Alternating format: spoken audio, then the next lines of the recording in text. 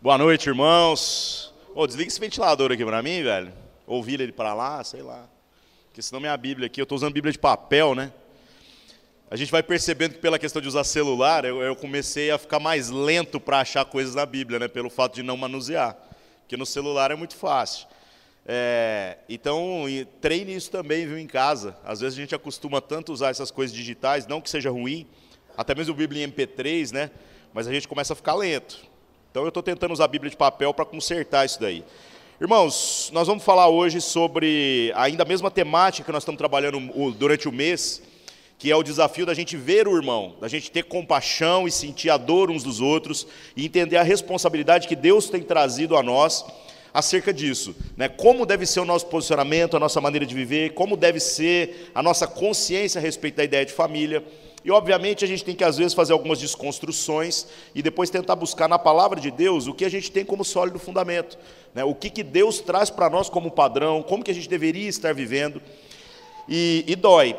Por que dói? Porque toda desconstrução vai gerar um tanto de entulho, vai gerar um tanto de coisa que a gente vai ter que passar, às vezes, um trator para limpar. Nós temos insistido em trabalhar durante o mesmo assunto, várias semanas consecutivas, pela ideia de que esse trabalho vá acontecendo na sua vida.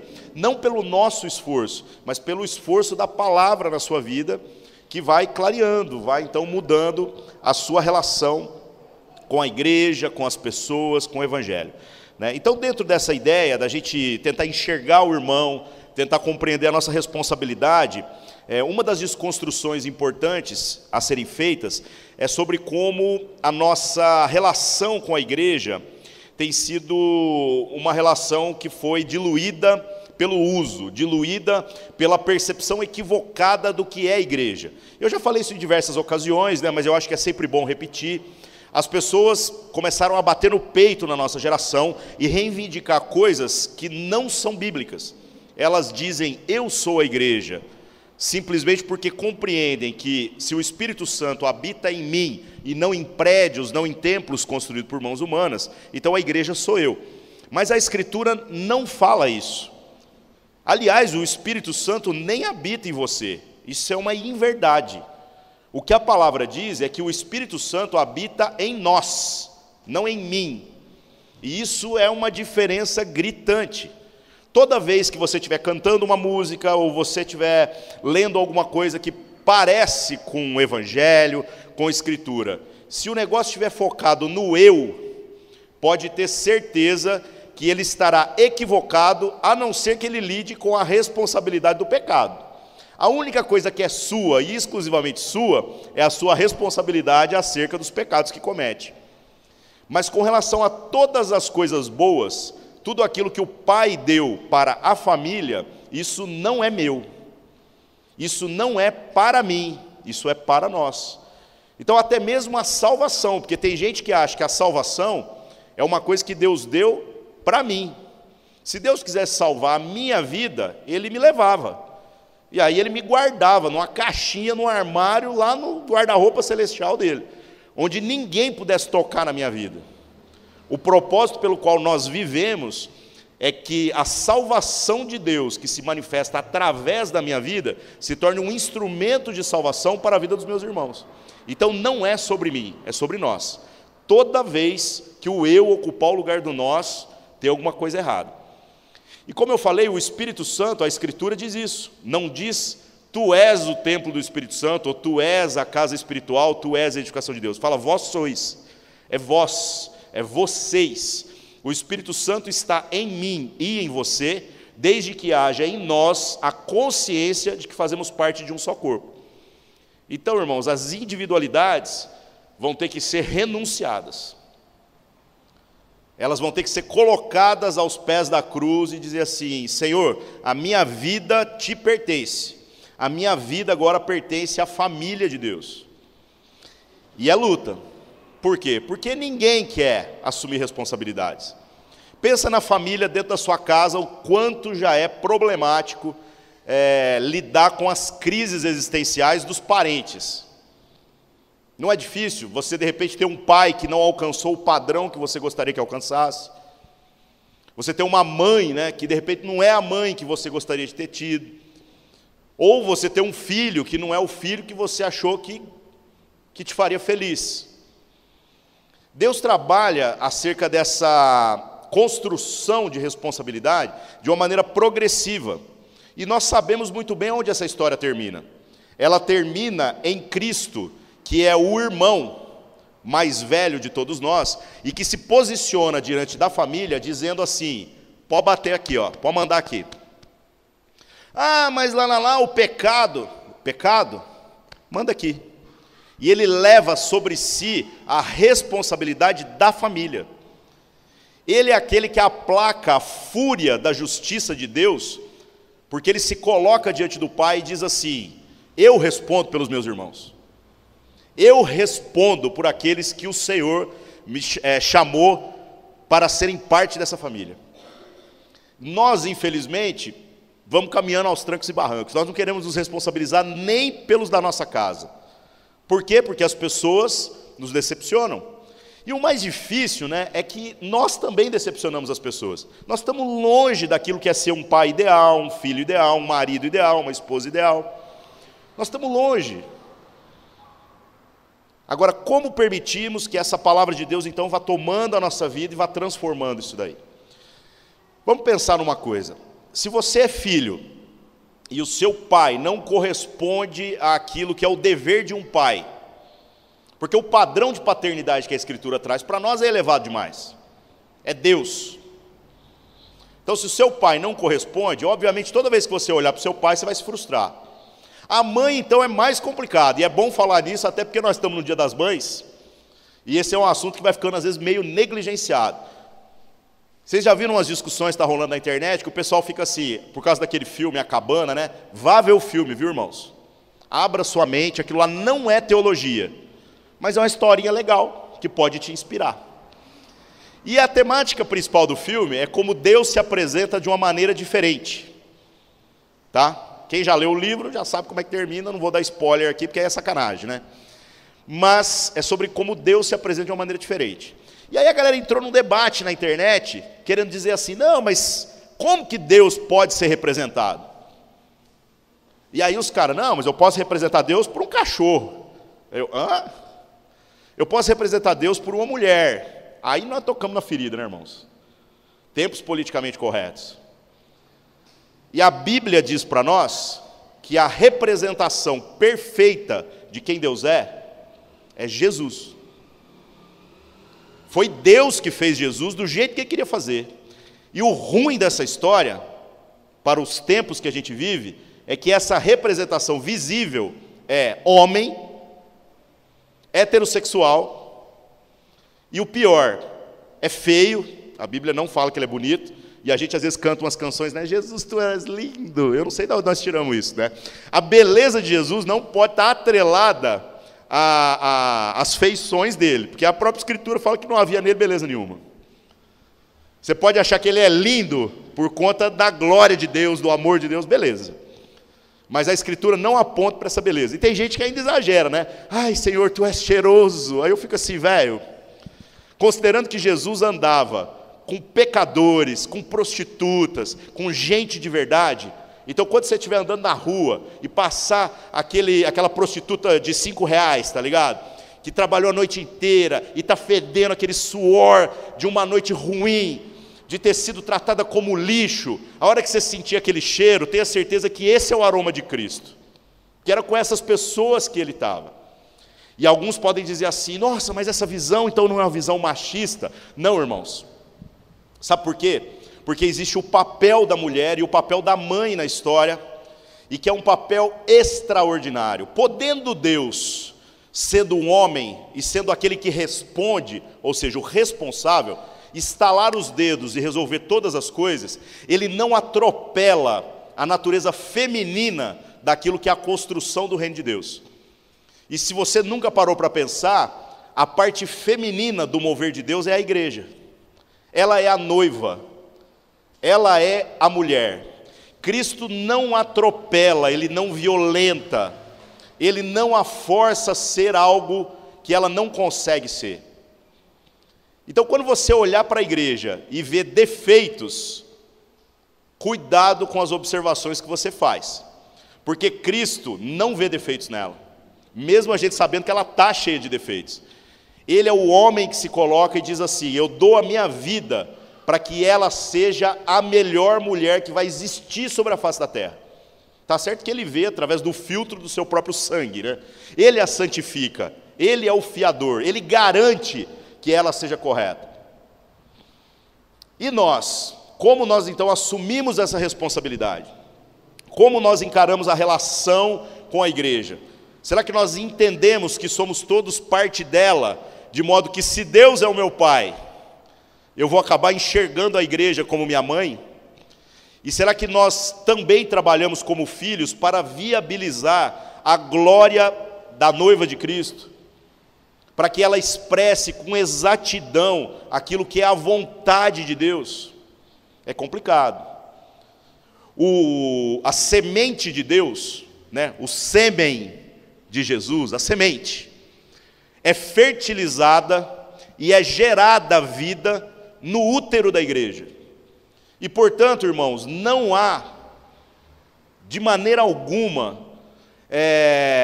um desprezo pelo papel feminino na vida da igreja. Deus não faz aquilo que é de competência da igreja. Porque se Deus quiser resolver o problema, Ele aparece, estala os dedos, todo o joelho se dobra e está tudo resolvido. Mas Ele incumbiu a igreja dessa responsabilidade. E nós, qual é o nosso papel então, para com a nossa mãe, para com o nosso pai, que é Deus, e mais do que isso, para com os irmãos que Deus tem colocado, para com aqueles que fazem parte da nossa família? Como nós temos nos portado? A gente tem se portado como a criança que simplesmente usufrui de tudo, mas não tem responsabilidades, ou a gente tem tomado a responsabilidade para si e respondendo perante o pai pela família?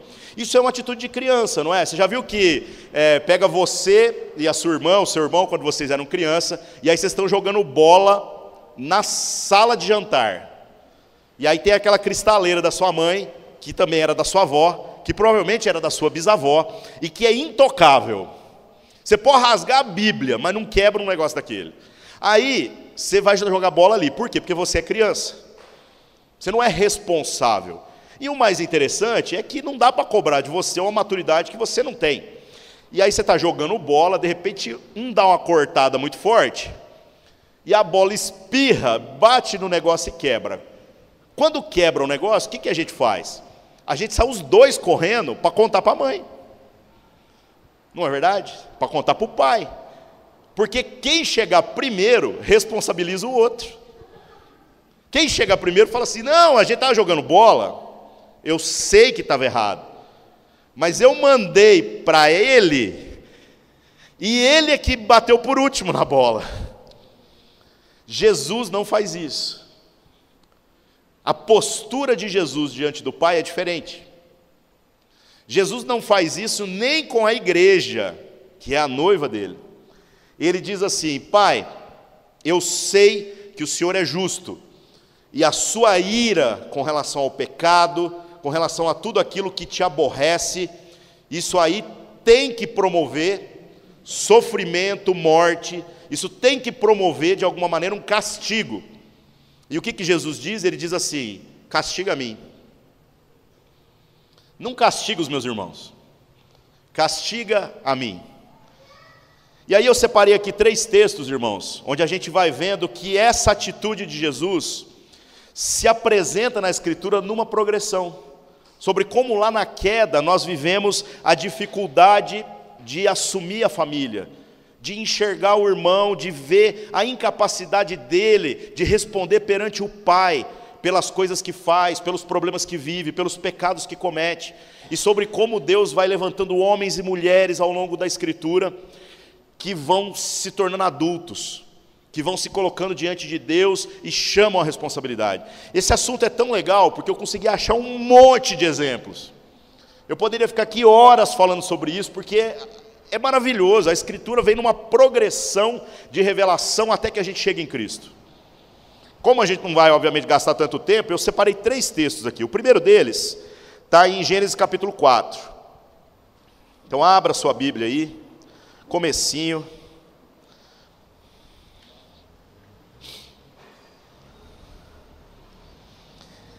Gênesis capítulo 4.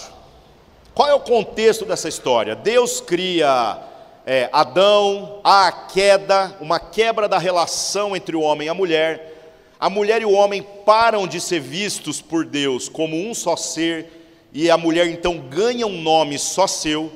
Então Eva não é o nome da mulher desde o início. Ambos respondiam a Deus por Adão. Por isso, quando você fica assim, mas Deus privilegiou o homem. Não. Ambos são responsáveis pelo pecado, porque Deus os via como um só. Essa é a base bíblica para que a gente creia no casamento, da união entre um homem e uma mulher. E não nenhuma outra forçação de barra. Deus via esse casal como um só. No capítulo 3, há a queda, e então há uma separação do homem com Deus e uma separação do homem com a mulher. A mulher ganha a individualidade. E se você for analisar a progressão do pecado na história da humanidade, você vai ver que a individualização das relações, a individualização do ser humano é exatamente a proliferação do pecado na humanidade. Por exemplo, cada vez mais nós estamos partindo para o conforto da individualidade. A gente passou a cada um ter um nome, dali um pouco a gente começou a achar que cada um tinha direitos, e não que eles não existam, viu, irmãos? Mas a questão é que existir no reino de Deus, mais do que direitos, traz privilégios. Cristo tinha todos os direitos do mundo. E o exemplo dele é sobre como ele renuncia aos seus direitos. Ele não precisava morrer numa cruz para responder pelos seus irmãos. E pior, depois nós começamos a colocar cortina na janela. Eu passei a chamar a casa onde eu moro de minha. Depois eu construí um muro ao redor da minha casa. E depois eu construí um condomínio de casas, onde eu digo que quem não faz parte do meu padrão social não pode nem chegar perto da minha casa. E nós estamos piorando cada vez mais. Mas tem problema morar em condomínio? De jeito nenhum, irmãos. Mas você percebe como isso é uma tradução da nossa busca por individualidade? Como que as crianças eram criadas há 50, 60 anos atrás? Geralmente havia um terreno e as famílias moravam tudo junto, e não tinha muita cortina, muita separação, e todos os filhos eram criados juntos. Isso foi uma realidade da minha família. Na hora que ia educar, o mais legal é que não interessava se era o meu filho ou o filho do vizinho. Apanhava tudo junto. Todo mundo tinha medo da Dona Maria, quer ela fosse a minha avó ou ela fosse a avó do vizinho. Porque se ela visse alguém fazendo alguma coisa errada, ela corrigia de cima e embaixo, não interessando de quem é filho. E o nosso medo não era apanhar da Dona Maria. O nosso medo é que a Dona Maria, depois de nos dar uma surra, contasse para nossa mãe. Porque quando você chegasse em casa, você ia apanhar de novo. E assim, então, a gente tratava os filhos como nossos. Havia uma percepção de comunidade, uma percepção de que fazemos parte de um grupo. Como eu falei, a gente passou a pôr cortina na janela, passamos a construir muros e a celebrar a individualidade. Aí hoje a gente fica saudosista, que fala assim, ninguém brinca na rua mais. E a nossa desculpa é, a rua está perigosa. Por que a rua está perigosa? Porque nós não a ocupamos. Há poucos anos atrás, quando eu mudei para Uberlândia em 1990, eu me lembro que uma das coisas que eu mais achei estranho, porque eu vim do interior de São Paulo, e lá já era um pouco diferente. Eu achei estranho, no final do dia, as pessoas colocarem uma cadeira ou um banquinho na calçada e ficarem sentadas lá. E eu achei isso tão estranho, que eu morava ali ao lado do cemitério São Pedro, e o que acontecia? Acontecia que a gente via todo mundo na rua, a gente começou a desligar um pouco a televisão e catar o nosso banquinho para a rua também. E como isso foi legal, cara. Eu tenho amigos daquela rua até hoje. Eu lembro o nome dos vizinhos, coisa que onde eu moro hoje eu não conheço ninguém. Então nós saímos da rua, nós não ocupamos mais o espaço. E isso é muito ruim. Bom, voltando aqui no texto de Gênesis. Depois da queda, depois dessa celebração da individualidade, Adão e Eva, sua mulher, são levados para fora do paraíso, vão viver então agora na crise de ter uma relação um com o outro, não mais a partir daquela harmonia perfeita, mas infelizmente da concorrência das individualidades com aquilo que é a vontade de Deus. E aí eles têm filhos. Eles têm 2 filhos, um chama Caim e o outro chama Abel. Eu já falei isso em algumas ocasiões, né? A gente geralmente tem um ódio de Caim, porque fala, esse Caim é um assassino maldito que vai matar o seu irmão. Na cultura rabínica a percepção é um pouco diferente, porque o rabino entendia que o filho bom era o Caim. O Caim era aquele que tinha a possibilidade de não errar, e Deus até fala isso. Fala, Caim, o teu desejo vai ser contra ti. E que Abel era um menino bom, mas era um menino fraco. E é por isso que Deus se agrada da oferta de Abel. Os dois vão lá e dão oferta. E os dois dão a melhor oferta que eles podem dar. E aí Deus chega para Abel e faz festa. Né? Ele chega e fala, parabéns, Abel, gostei demais da sua oferta. Por que ele fez isso? Porque o outro era o filho bom, ele não precisava disso. Havia nele a possibilidade de não se corromper. Mas ele se corrompeu. Ele acabou sendo tomado de ciúmes, ele mata o seu irmão, e é nesse contexto aqui que eu preparei um texto para a gente parar para pensar. Ele mata o seu irmão, e ele esconde o corpo do seu irmão. E Deus, nessa relação aqui com a humanidade desde o começo, né, tem umas frases que são muito engraçadas. Tem umas frases que você fica assim, velho, o que Deus está querendo saber? Né? Então, Deus, no capítulo 4, verso 9, aparece para Caim, depois que Abel foi morto, e aí fala para Caim o seguinte, verso 9, disse o Senhor a Caim, onde está Abel teu irmão? Já temos que parar por aqui e parar para pensar. Gente, por que você acha que Deus vai perguntar onde que ele escondeu o corpo? Onde que está? Você acha que Deus não sabia onde que Abel estava? Você acha que Deus estava espalhando cartaz de procura-se, desaparecido na caixa de leite, para tentar achar Abel? Você percebe como essa pergunta não parece fazer sentido? Você acha que Deus vai chamar o CSI, né? Jardim do Éden, para achar o corpo de Abel? Ele vai chamar o IML para procurar? A pergunta de Deus não é necessariamente a respeito da geografia, sobre a localização do corpo de Abel. A pergunta de Deus é sobre onde está o coração de Caim. E a resposta de Caim aqui é triste, ainda no verso 9. E ele lhe disse, não sei, por acaso sou eu o guardador do meu irmão?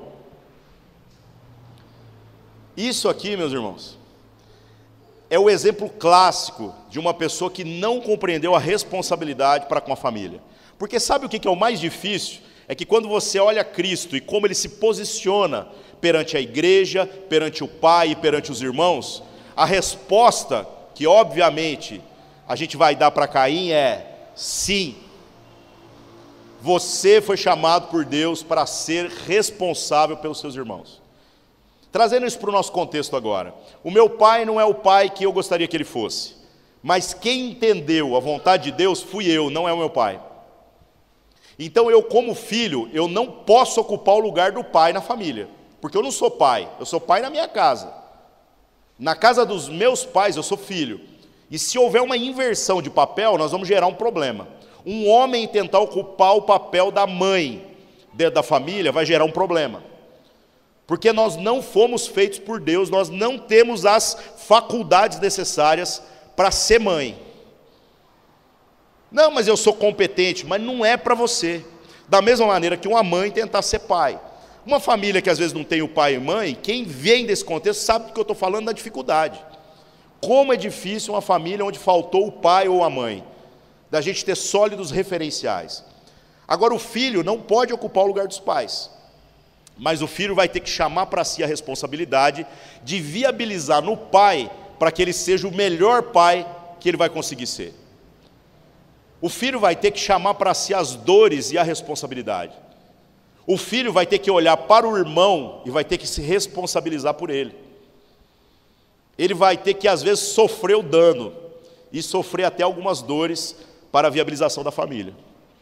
Da mesma maneira, se você é o pai e o seu filho não entendeu. Da mesma maneira, se você é a esposa e o seu marido não entendeu, ou você é marido e a sua esposa não entendeu.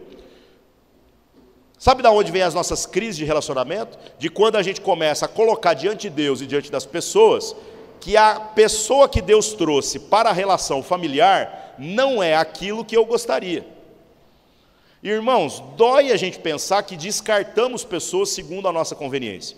Porque se Cristo fosse funcionar segundo a conveniência, eu acho que era perfeitamente lícito que ele descartasse a igreja e todos nós. Porque a igreja está muito aquém do que é aquilo que ela deveria ser. Mas ele não joga ela fora. Ele diz assim, ela é minha responsabilidade, eu respondo por ela. Ela vai dar certo, eu garanto. E nós também. Já pensou se Deus olhasse para nós e falasse assim, não, esse cara aí não está no meu padrão. Aí não ia ter ninguém no céu. Então ele responde, ele trabalha e ele viabiliza. A pergunta de Caim é, por acaso eu sou o guardador, eu sou o responsável pelo meu irmão? E nós temos que aprender a nos posicionarmos a partir da ótica de que sim, nós somos.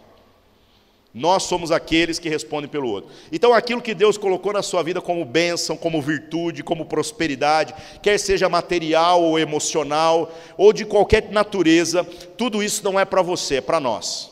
Isso é para ser partilhado. É para ser partilhado primeiro na sua casa, com os da sua casa. Porque se você não é coerente com os da sua casa, então não há lógica na sua maneira de perceber a fé. E depois a gente vai estendendo o conceito de família, e a gente vai abençoando os nossos vizinhos, os nossos amigos, e é muito louco, né? Porque a própria Escritura diz que tem amigos que são mais chegados do que irmãos.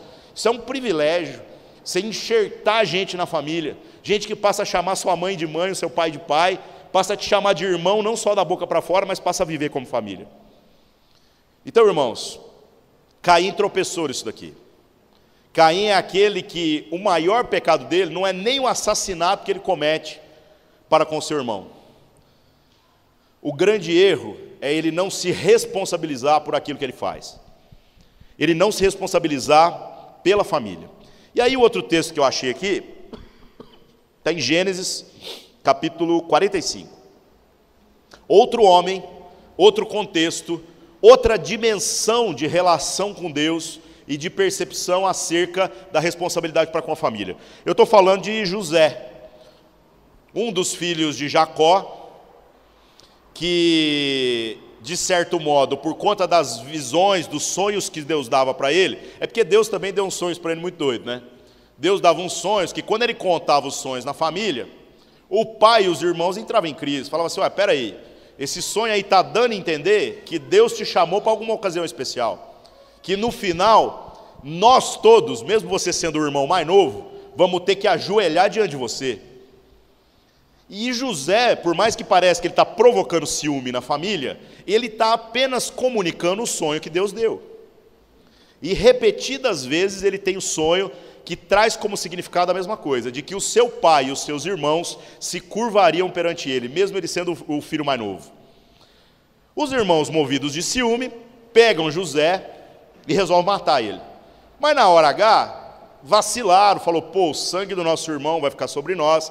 Quer dizer, esses daqui já estão um pouquinho mais crente do que o Caim, né? Tá vendo como o negócio está melhorando? E aí eles ficam assim, então não vão matar não. O que nós vamos fazer? Vamos vender ele como escravo.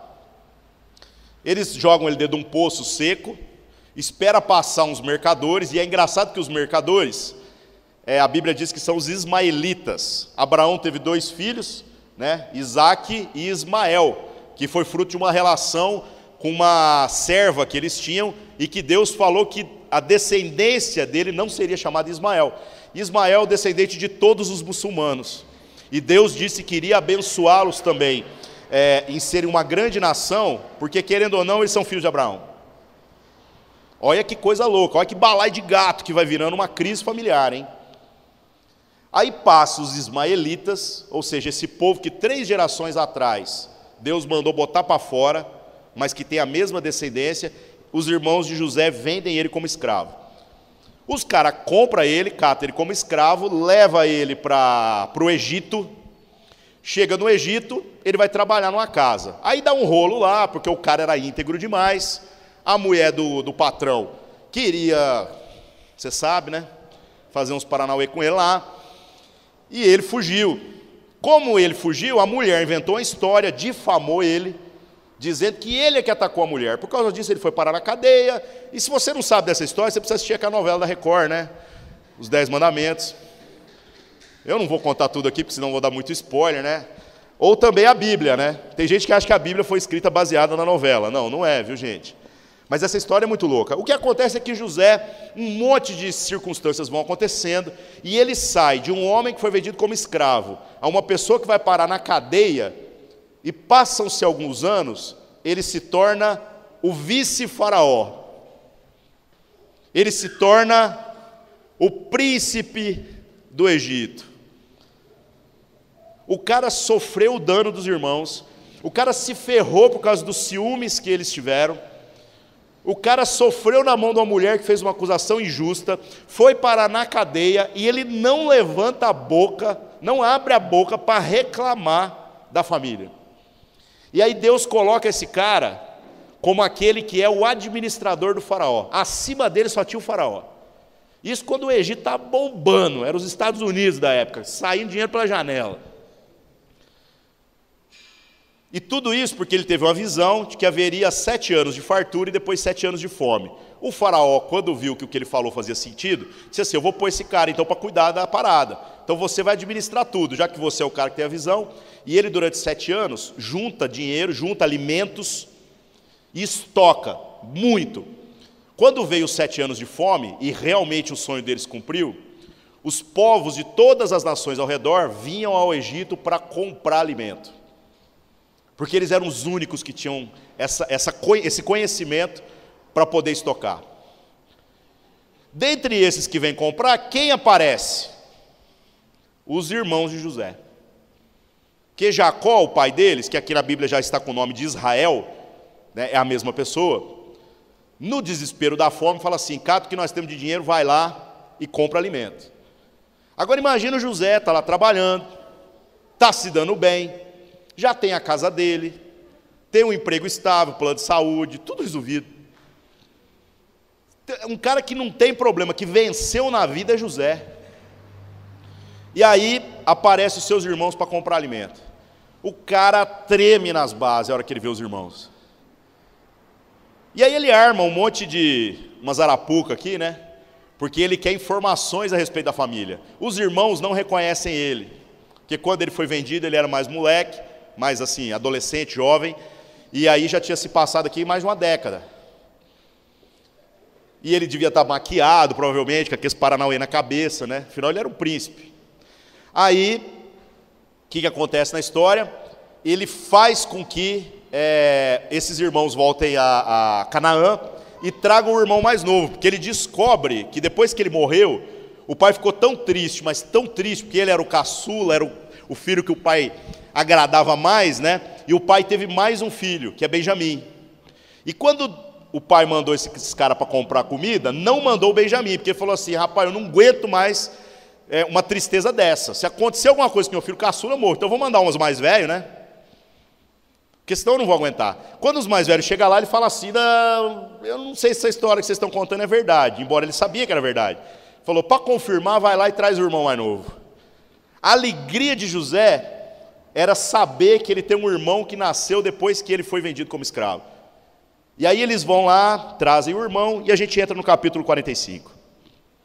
Quando eles chegam, José bota os caras dentro de uma sala, prepara uma janta nervosa, e eu acho muito interessante como que, até porque nós vamos fazer ceia hoje, né? Tudo no reino de Deus acontece ao redor da mesa. Tudo no reino de Deus tem como propósito a gente sentar na mesa e celebrar a consciência de ser família, onde quem é o que manda nessa família é o nosso Pai, que é Deus. Então o que acontece? Gênesis 45. Então José não se podia conter diante de todos os que estavam com ele e clamou: fazei sair todos os homens daqui. E ninguém ficou com ele quando José se deu a conhecer aos seus irmãos. Ele mandou todos os egípcios sair, ficou só ele e os irmãos. Verso 2: e levantou a sua voz com choro, de maneira que até os egípcios o ouviam, e a casa de Faraó o ouviu. E disse José aos seus irmãos: eu sou José, ainda vive o meu pai?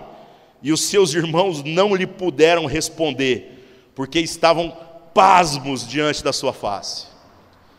O cara foi vendido como escravo, o cara foi tratado como lixo do lixo, e na hora que esse cara agora deu a volta por cima, né?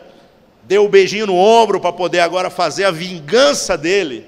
A preocupação dele é: meu pai está vivo. E aí, como os irmãos travaram ao perceber que aquele cara era José, verso 4: disse José a seus irmãos: peço-vos, cheguem aqui até a mim. E chegaram-se. Então ele disse: eu sou José, o vosso irmão, quem vós vendestes para o Egito. Agora, pois, não vos entristeçais, nem vos pese aos vossos olhos por me haverdes vendido para cá. Porque para a conservação da vida, Deus me enviou diante da vossa face.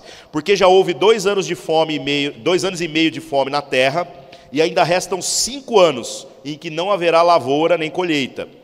Pelo que Deus me enviou diante da vossa face para conservar a vossa sucessão na terra e para guardar-vos em vida por um grande livramento. Assim não fostes vós que me enviastes para cá, senão Deus, que me tem posto por pai de Faraó e por senhor de toda a sua casa, e como regente em toda a terra do Egito. Apressai-vos e subi ao meu pai, e dizei-lhe: assim tem dito o teu filho José, Deus me tem posto por senhor em toda a terra do Egito, desce até mim e não te demores. E habitarás na terra de Gósen, e estarás perto de mim, tu e teus filhos, e os filhos dos teus filhos, e as tuas ovelhas, e as tuas vacas, e tudo o que tens. E ali te sustentarei, porque ainda haverá 5 anos de fome. E aí, meus irmãos, pensa no terror que acometeu o coração desses caras. E eles voltam para casa e trazem o pai, e é assim que o povo de Deus saiu de Canaã e foi para o Egito. Ah, mas eles viraram escravos. Eles viraram escravos alguns anos depois, porque havia um problema no povo de Deus. O povo de Deus é um povo extremamente fértil. E os egípcios ficaram preocupados. Porque enquanto o egípcio tinha um filho, o povo de Israel tinha 2. Mesmo todo mundo trabalhando do mesmo tanto. Enquanto o povo do Egito trabalhava e ganhava um dinheiro, o povo de Deus ganhava o dobro. Porque a prosperidade de Deus estava sobre esse povo. Quando o povo chegou num número de quase 400 mil pessoas, eles ficaram com medo. Eles falaram assim: esses caras vão colonizar nossa nação. Daqui um pouco só vai ter israelita aqui. Nós vamos perder a nação. E por fim lançaram eles como escravos. Mas se nessa ocasião José não tivesse respondido pelos seus irmãos, sabe o que aconteceria? Toda a família teria morrido de fome. E a gente não teria as 12 tribos de Israel, a gente não teria toda a história que é a plataforma sobre a qual Cristo veio à terra para trazer para nós o Evangelho da Graça. Então, como nós nos posicionamos quando a gente sofre o dano? Como nós nos posicionamos quando as pessoas nos apertam e nos ferem, mesmo que sejam os da nossa casa? Nós respondemos sempre bem, nós zelamos por eles, a ponto de, na hora da vingança, fazer como Cristo fez, falar: não, eu estou aqui porque a vontade de Deus é que eu estivesse aqui. E agora que eu estou por cima, levanta, meus irmãos. Agora não é hora de chorar, nem de se colocar de joelho, porque agora nós vamos viver tudo que Deus preparou para nós como família. José não teve a sua dignidade restaurada, ele restaurou a dignidade de toda a família, pela consciência de que tudo aquilo que ele viveu era para o benefício da família. E que difícil é isso, né, irmãos? E o último texto que eu preparei para você está em Êxodo, capítulo 30.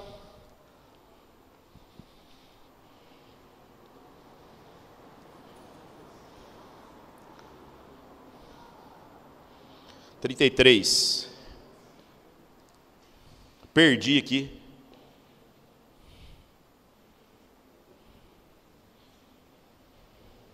Não, 32, desculpa.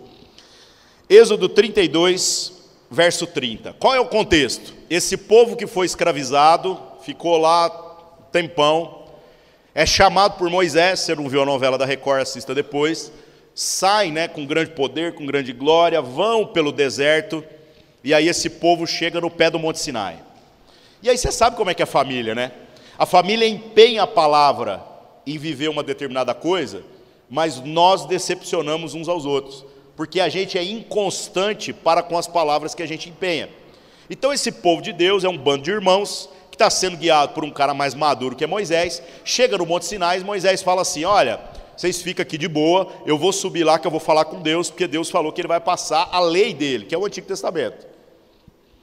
E aí Moisés sobe, e aí Deus começa a passar todas as paradas, dá a tábua das leis, aquela parada toda. No meio da história, a hora que Deus está terminando, Deus fala assim, Moisés, seus irmãos estão fazendo uma festa rave lá embaixo. E o problema não é fazer festa rave, o problema é que nós não estamos na festa. Eles criaram um bezerro de ouro lá, para celebrar a festa deles. Porque festa é bom, viu, irmãos? Mas a festa, quando ela não é celebrada na família, ela tem algum problema.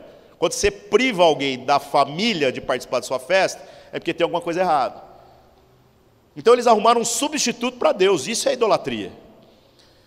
Moisés, imagina a situação. Ele desce do Monte Sinai, a hora que ele chega lá, ele cata os caras no flagrante. O que ele faz? Cata as tábuas da lei e quebra as tábuas.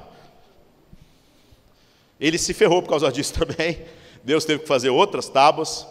E ele até levou uma punição de Deus lá na frente, mas não vou entrar no mérito da história agora. O que acontece? Ele chega e esculacha a galera. E eles queimam aquele bezerro, e o pessoal rasga a sua roupa, e se humilha com terra jogando na cara, e se arrepende do seu pecado. Era um negócio, você imagina, né? Uma novela, né, velho? Um negócio visível assim, né? Um negócio escandaloso. Imagina Moisés esculachando os seus irmãos. Aí você pensa assim, Moisés é um cara brabo demais, velho. Aí nós chegamos no capítulo 32, do verso 30. Depois que ele esculachou todo mundo, é isso aqui que Moisés fala. Aconteceu que no dia seguinte, Moisés disse ao povo, vós pecastes grande pecado. Agora, porém, subirei ao Senhor.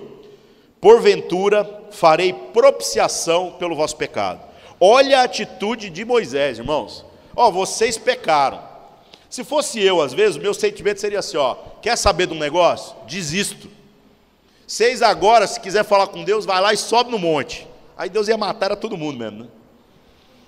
Mas o que ele faz? Ele diz assim, vocês fizeram uma tranqueira aqui, mas eu vou lá para responder pelo pecado de vocês. E aí Moisés sobe, verso 31.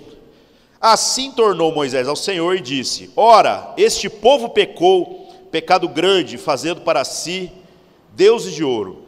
Agora, pois, perdoa o seu pecado, senão risca-me, peço, do teu livro que tens escrito. Irmãos, olha as palavras de Moisés. Ele não esperou Deus falar. Porque quando você vai se colocar diante de Deus, geralmente você vai chegar todo humilde, né? Ele foi ousado. Ele chegou diante de Deus e já começou a falar antes de Deus falar. Falou, Deus, eu sei que os meus irmãos erraram. Eu sei que o pecado do povo é grande. Mas, Senhor, são os meus irmãos. Senhor, é o teu povo. Então deixa eu te pedir uma coisa. Perdoa o teu povo. Perdoa o meu irmão. Porque se o meu irmão não fosse salvo, Senhor, eu prefiro que o Senhor tire o meu nome do livro da vida. Irmãos, isso é sério. Porque o único que teria autoridade para fazer isso é com quem está conversando. Nós não temos poder nem para pôr, nem para tirar nome no livro da vida de Deus, porque isso está sob o controle de Deus. Ele falou para Deus, falou, Deus, se não for a família, então eu não quero ir também.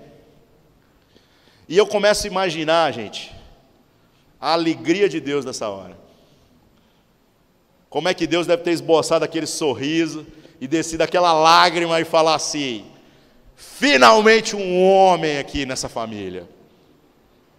Da mesma maneira que a gente poderia ter dito, se fosse uma mulher, finalmente uma mulher, porque não é o sexo, é a responsabilidade. É aquele que olha e diz assim, eu respondo pela família. E tudo isso, irmãos, vai caminhando até que a gente chegue em Cristo. Cristo já não diz, perdoa-os, Pai. Ele diz assim, alguém tem que morrer. Eu sei, Pai, porque eu te conheço. Então mata eu. Eu morro, eu ocupo o lugar do meu irmão. Irmãos, o desafio de enxergar as pessoas é exatamente a gente buscar uma relação que seja segundo a vontade de Deus. Se nós vivermos igreja ou vivermos a nossa espiritualidade ao longo da semana, apenas a partir daquilo que podemos receber ou que podemos gerar expectativa nos relacionamentos, nós não conhecemos Deus, nós não temos parte com Ele. Que Deus nos livre desse sentimento egoísta e traga em nós maturidade para que a gente possa parecer um pouquinho mais com Jesus. Irmãos, não é uma coisa radical, porque o nosso coração é difícil mesmo. Mas ao longo da sua caminhada, começa a olhar as suas relações com seus irmãos, com seus pais, com seus filhos, com a sua esposa, com seu marido. E quando você der aquela resposta que não tem a ver com a vontade de Deus, dá um passo para trás e se reposiciona. Deixa a palavra de Deus transformar a sua atitude. Começa a ser um pouco mais parecido com esses dois homens. Vai caminhando na progressão, porque é isso que a Bíblia está fazendo. Nós saímos de Caim, passamos para José, chegamos em Moisés, depois a gente tem Davi, e nós vamos caminhando acerca de vários homens e mulheres da Escritura até que a gente chegue em Cristo. Progrida, meu irmão. Essa é a principal disciplina espiritual que nós precisamos buscar. Você pode errar em todo o resto, mas progrida nas relações e na responsabilidade. Você vai ler mais Bíblia quando você se responsabilizar pelo irmão, porque você está tendo dificuldade de ler Bíblia, porque você está lendo Bíblia para você. E para você, você vai ler o básico, você vai passar com nota 6.